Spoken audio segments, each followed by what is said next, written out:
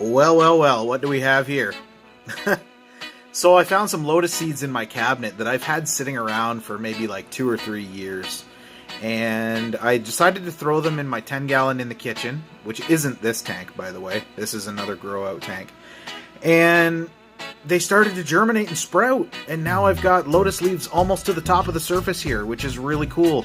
Highly impractical using this tank for a full-time nursery for these plants, but spring is coming, and I'm super excited to move these guys outside. You can see a nice shoot coming up from the bottom. That's fluvial stratum with a little bit of gravel mixed into it just to give it a bit of a grab. I've had trouble with the stratum being too loose for a lot of the shallow rooting plants, so I just kind of mix in a little bit of gravel and it works great. You can see these leaves are phenomenal. They're going to be forming lily pads. Now that lily pad back here, you have a look. There it is. That is actually coming off of this banana plant, which is deeply rooted into the substrate, so I don't even dare take that up. You can see the rhizomes there floating. But anyways, I'm going to show you how I started these guys, so we're going to go for a little walk. Over to the 10-gallon in the kitchen, which I've been working on. Now, you can see all these seeds down here are germinating right now. They haven't all popped yet. There's a few that have.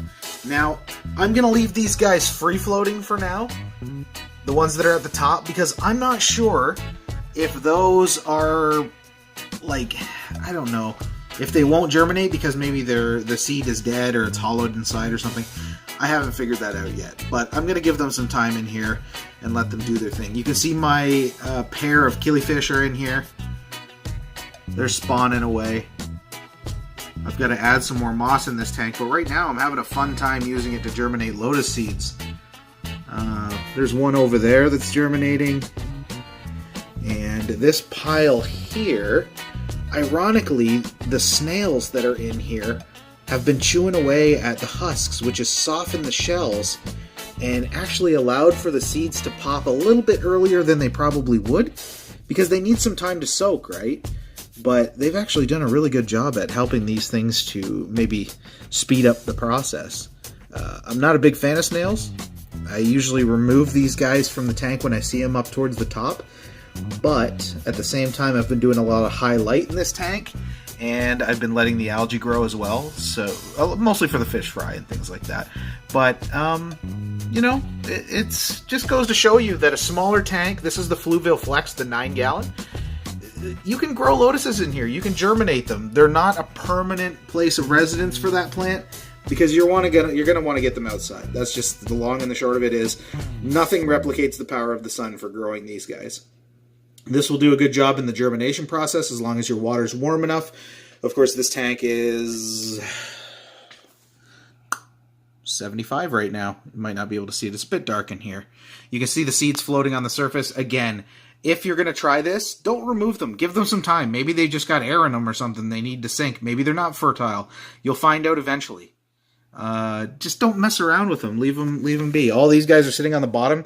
You can see this guy right here, if I can focus, the husk has been chewed away by the snails, which is great because, again, it's softening the seed, so it's going to crack probably a lot sooner than the ones that haven't been touched by the snails.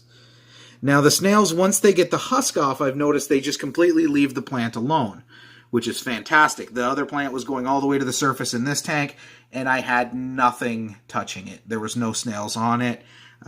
Maybe it's a natural thing for those plants to produce something that the snails maybe just don't like, but they seem to really enjoy the husk. So if you see snails on your lotus seeds when you're germinating them, I'd say don't worry about it. They're actually doing you a bit of a service, because the ones that have been stripped clean are the ones that are germinating much faster. These white ones that are in here, covered the screen with my finger. The ones that are right here that are white and you see the air bubbles on, those are brand new. I dropped those in, I don't know, 10, 15 minutes ago at the most. So they're going to turn a dark brown like that one back there. And then before that, they become like a medium looking color. But I think that the one next to the darkest one, yes, I know, you want to be on camera too, don't you? Beautiful fish. I love killifish, by the way. And there's a breeding pair of them in this tank, and a breeding pair of moonspot licorice gouramis as well. And that's it. A couple babies here and there, but this is just like a little project tank that I keep in my kitchen and I enjoy.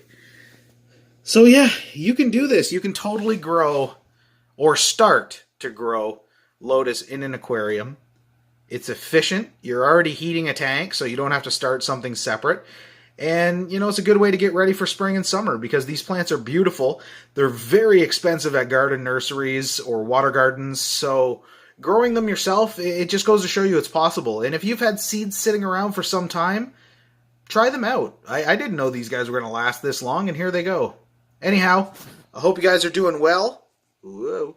I'm going to go ahead and do an update video of this probably when the weather gets nicer and I start moving pots outside. You can see my breeding pair of moonspot licorice gouramis right now. They've come out to see what's going on because I'm at the tank and they know something's happening. But anyhow, people, that's it. That's how you do it. Nothing special, no fertilizers, no shaving down the seed with a file to get it softer faster, just a tank with some snails and some fish, some warmth, and some light. That's all you need. Cheers, everyone.